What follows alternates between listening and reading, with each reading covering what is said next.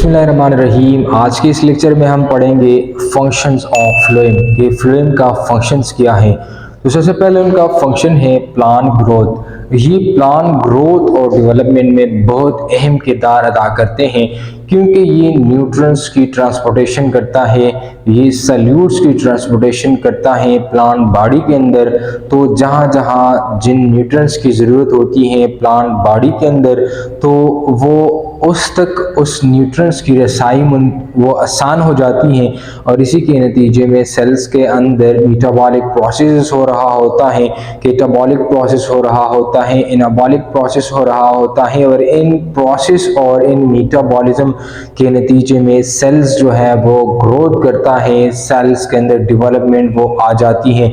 तो सबसे पहले फ्लोएम इनडायरेक्टली प्लांट ग्रोथ और डेवलपमेंट में इन्वॉल्व है।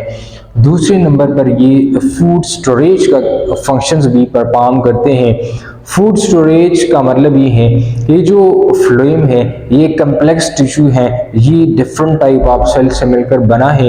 तो अगर ये डिफरेंट टाइप ऑफ सेल से मिलकर बना है तो फिर इस सेल्स के अंदर ऐसे सेल्स भी हैं जो कि वो स्टोरेज के लिए मुख्तस हैं, जैसे कंपेनियन सेल्स हैं कि वो कुछ ऐसी चीज़ों को अपने साथ स्टोर रखता है कि फिर कहीं पर अगर मुस्तकबिल करीब में इन चीज़ों की ज़रूरत पड़े तो वो सेल्स के अंदर मौजूद होते हैं। तो जो फ्लोएम टिश्यू है वो स्टोरेज करने के लिए भी रिस्पॉन्सिबल है और ये कुछ चीज़ें अपने साथ स्टोर भी रख लेते हैं, जैसे शुगर्स हैं तो ये शुगर्स को भी स्टोर रखता है। इसके साथ न्यूट्रिएंट्स हैं, इसको भी अपने पास स्टोर रखता है।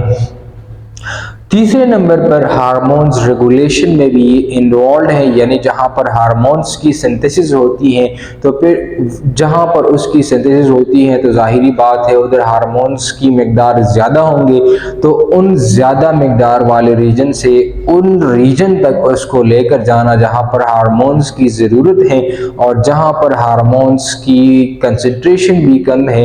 तो इस बात का मतलब ये है कि ज़्यादा मकदार वाले रीजन से कि जहाँ पर उसकी सिंथेसिस हुई है कम वाले रीजन की तरफ उसको लेकर जाना और जहां पर वो उसकी ज़रूरत भी हो, जहां पर ये जाकर एक ख़ास फंक्शन भी सेल्स के अंदर परफॉर्म करे। तो ये जो फ्लोएम है ये हार्मोन्स के रेगुलेशन करने के लिए भी बहुत ज़्यादा रिस्पॉन्सिबल है। इसके साथ प्लांट्स के अंदर जो हार्मोन्स मौजूद होते हैं तो इसको फाइटो हार्मोन्स कहा जाता है। फाइटो का मतलब प्लांट और हार्मोन्स का मतलब ऑर्गेनिक कंपाउंड जो कि प्लांट बॉडी के अंदर उसकी फॉर्मेशन होती है, तो उसको भी रेगुलेट करने के लिए प्लांट्स के अंदर फ्लोएम मौजूद होता है और इसी फ्लोएम के ज़रिए से हार्मोन्स की ट्रांसपोर्टेशन जो है वो जारी व सारी रहती है। इसके साथ ही फूड को भी ट्रांसपोर्ट करता है। मोस्टली अगर हम प्लांट्स के अंदर देखें तो प्लांट्स के अंदर जो ग्रीन पार्ट्स हैं, जो लीव्स हैं, उसके अंदर फूड की सिंथेसिस होती है through the help of photosynthesis, कि जिसमें सूरज की रोशनी को ट्रैप किया जाता है और इस रोशनी की मौजूदगी में प्लांट्स लीव्स के अंदर अपनी खुराक को सिंथेसाइज करते हैं। तो अब उस लीव से इन खुराक को बॉडी के तमाम पार्ट्स तक पहुंचाने का जो फंक्शन है, जो जिम्मेदारी है, वो फ्लोएम टिश्यू की है। जैसे शुगर्स हैं, जैसे शुगर्स बनते हैं लीव्स के अंदर फोटोसिंथेसिस के दौरान, तो उनकी ट्रांसपोर्टेशन कराना ये फ्लोएम का फंक्शन है। इसके साथ अमाइनो एसिड्स को ट्रांसपोर्ट कराना एक जगह से दूसरी जगह, तो ये भी फ्लोएम करा रहा है। इसके साथ जो अदर ऑर्गेनिक कंपाउंड्स हैं, हार्मोन्स हैं वगैरह डिफरेंट टाइप ऑफ चीज़ें हैं, तो उसको भी एक जगह से दूसरी जगह ले जाने की जिम्मेदारी वो फ्लोएम टिश्यू के पास है। इसके साथ न्यूट्रिएंट डिस्ट्रीब्यूशन, तो जाहिरी बात है कि इन तमाम चीज़ों की ट्रांसपोर्टेशन करा रहा है तो इसमें ये न्यूट्रिएंट की डिस्ट्रीब्यूशन भी आ जाती है।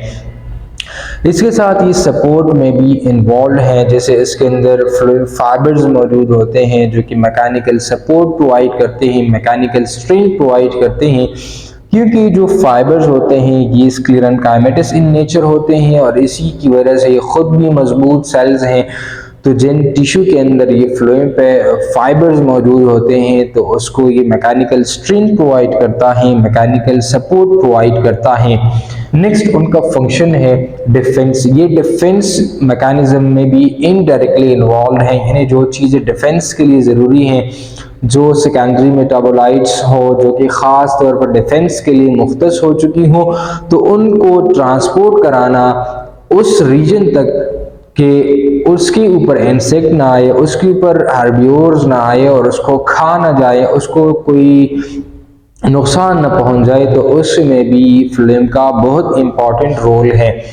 Defend against pathogens and insects by transporting chemical signals and defence compounds के ऐसे सिग्नल्स को उधर ट्रांसपोर्ट करे कि वो अपने आप को इन्वायरमेंट के लिहाज से अडॉप्ट करे और उसके अंदर ऐसी चीज़ें हो, ऐसी केमिकल्स हों कि अगर यहाँ पर इंसेक्ट आए, हर्बिवोर्स आए और डिफरेंट टाइप ऑफ पैथोजन जो कि डिजीज काजिंग एजेंट्स होते हैं, तो उधर ये सारी केमिकल्स और ये सेकेंडरी मेटाबोलाइट्स मौजूद होते हैं और इसी के नतीजे में डिफेंस मैकेनिज्म उधर बन पाता है। और इसी डिफेंस मैकेनिज्म के मौजूदगी की वजह से जो इंसेक्ट्स, जो हर्बिवोर्स और जो पैथोजेंस होते हैं, उनसे इस प्लांट के सेल्स को बचाना जो है वो मकसूद हो जाता है।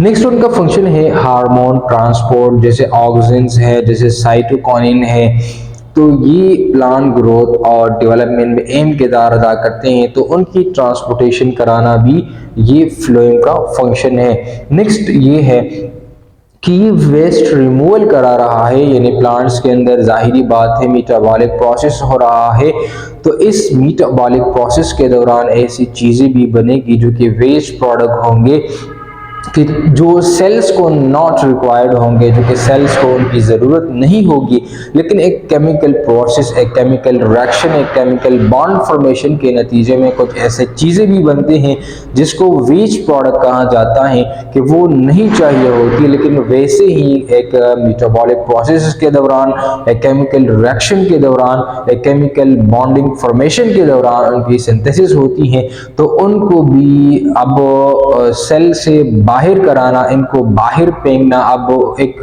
इम्पॉर्टेंट फंक्शन है। तो इस फंक्शन को भी सरअंजाम देने के लिए प्लांट्स के अंदर जो स्पेशलाइज्ड टिश्यू हैं, तो जिनको फ्लोएम कहा जाता है, जो कि उसकी रिमूवल के लिए एक अहम किरदार वो अदा करते हैं। इसके साथ ये रेगुलेशन ऑफ वाटर पोटेंशियल भी करा रहा है, यानी वाटर पोटेंशियल का मतलब ये है कि वाटर की वजह से जो प्रेशर बन पाता है, तो इसमें भी फ्लोएम का अहम किरदार है। यानी ये क्या करता है, ये सॉल्यूट्स की ट्रांसपोर्टेशन करा रहा है और साथ में वाटर जो है जो कि सेल्स के अंदर मौजूद है, तो ये सॉल्यूट और वाटर के कंसंट्रेशन को बरकरार रखने में अहम किरदार अदा करते हैं।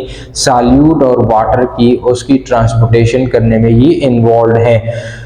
इसके साथ नेक्स्ट जो उनका फंक्शन है वो कम्युनिकेशन है। कम्युनिकेशन का मतलब ये है कि सेल्स के अंदर एक कोऑर्डिनेशन कर जाना, राब्ते का निज़ाम बरकरार रखना, ये भी फ्लोएम इसमें अहम किरदार अदा करते हैं। जैसे ये ट्रांसपोर्ट करते हैं सिग्नल मॉलिक्यूल्स को एक सेल से दूसरे सेल्स तक, तो इसका मतलब ये है कि एक सेल और दूसरे सेल के दरमियान कनेक्शन हो रहा है, एक राब्ते का मौसर निज़ाम मौजूद है, तो इसी की वजह से सेल्स एक दूसरे के साथ हम आहंग होते हैं, कनेक्शन बनाते हैं और इसी कनेक्शन के नतीजे में सेल्स एक होल मोस ऑफ सेल बनता है जिसको टिश्यू कहा जाता है। और इस टिश्यू का के दरमियान भी एक राब्ते का निज़ाम मौजूद होता है कि जिसमें इन सिग्नल्स जो कि एक सेल से निकलते हैं और दूसरे सेल्स में और ये दाखिल होते हैं, तो इसमें भी फ्लोएम का बहुत इंपॉर्टेंट रोल है।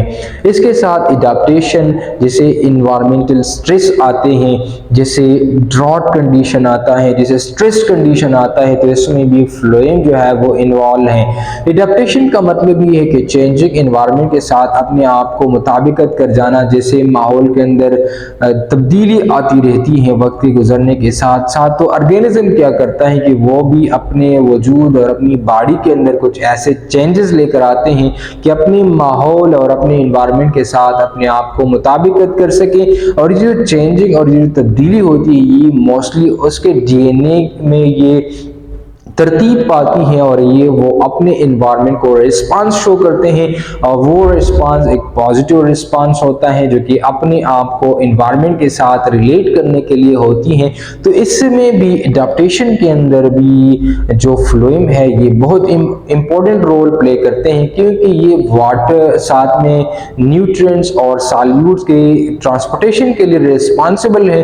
तो अगर कहीं पर ये चीज़ें अवेलेबल है तो इसके बात का मतलब ये है कि सेल्स के अंदर होमोस्टेसिस बरकरार रहेगी, और अगर होमोस्टेसिस बरकरार है तो सेल्स नॉर्मली मेटाबॉलिक एक्टिविटी करा रहा होगा, क्योंकि वो एनवायरनमेंट के साथ भी रिलेट कर रही होगी, एनवायरनमेंट के साथ मुताबिकत कर रही होगी। अगर ये एनवायरनमेंट के साथ मुताबिकत कर रही होगी तो it means that this organism, this plants or the whole system is relating with their changing environment, related with their surrounding environment. तो इसी तरीके से ये जिंदा रहेगी। अगर एडाप्टेशन है तो ये लिविंग रहेगी, अगर एडाप्टेशन नहीं है तो फिर ये मुर्दा हो जाएगी। तो एडाप्टेशन में भी ये जो फ्लोएम है ये इन्वॉल्व है। तो ये था आज का हमारा क्लास के फ्लोएम का फंक्शन क्या है। थोड़ा सा कंक्लूड करते हैं। हमने क्या पढ़ा कि जो फ्लोएम है वो प्लांट ग्रोथ और डेवलपमेंट में बहुत अहम किरदार अदा करते हैं, उसमें इनडायरेक्टली इन्वॉल्व है। इसके साथ ये फूड की स्टोरेज रखने में भी मुआविन है। साथ में ये हार्मोन्स को रेगुलेट करता है, एक जगह से दूसरी जगह उसको ट्रांसपोर्ट करता है। साथ में फूड की ट्रांसपोर्टेशन भी करा रहा है, जैसे शुगर्स हैं, अमाइनो एसिड्स हैं, अदर ऑर्गेनिक कंपाउंड्स हैं। इसके साथ ही न्यूट्रिएंट्स की डिस्ट्रीब्यूशन भी करा रहा है। साथ में ये सपोर्ट करने के लिए भी रिस्पॉन्सिबल है, जैसे उसके अंदर फ्लोएम फाइबर्स मौजूद हैं तो ये मैकेनिकल सपोर्ट और मैकेनिकल स्ट्रेंथ प्रोवाइड करते हैं। इसके साथ ही डिफेंस मैकेनिज्म में भी इन्वॉल्व हैं, जो इंसेक्ट से, हार्बिवोर से और डिफरेंट पैथोजन से प्लांट बॉडी को, प्लांट सेल्स और टिश्यू और डिफरेंट जो पार्ट्स हैं वो उसको बचाते हैं। इसके साथ ही हार्मोन्स को भी ट्रांसपोर्ट करता है कि एक जगह से दूसरी जगह हार्मोन्स को ट्रांसपोर्ट करें। इसके साथ ही वेस्ट रिमूवल में भी इन्वॉल्व है, जो चीज़ें एक्स्ट्रा बनती हैं मेटाबॉलिक प्रोसेस के दौरान तो उसको भी सेल से रिमूव किया जाता है। इसके साथ ही वाटर पोटेंशियल को भी बरकरार रखने में मुआविन है, और साथ में ये कम्युनिकेशन भी करा रहा है डिफरेंट सेल्स के दरमियान, और साथ में ये एडाप्टेशन में भी बहुत इंपॉर्टेंट रोल प्ले करते हैं। ये था आज का हमारा क्लास। कोई सवाल, कोई कंफ्यूजन हो तो आप कमेंट बॉक्स में ज़रूर पूछ सकते हैं।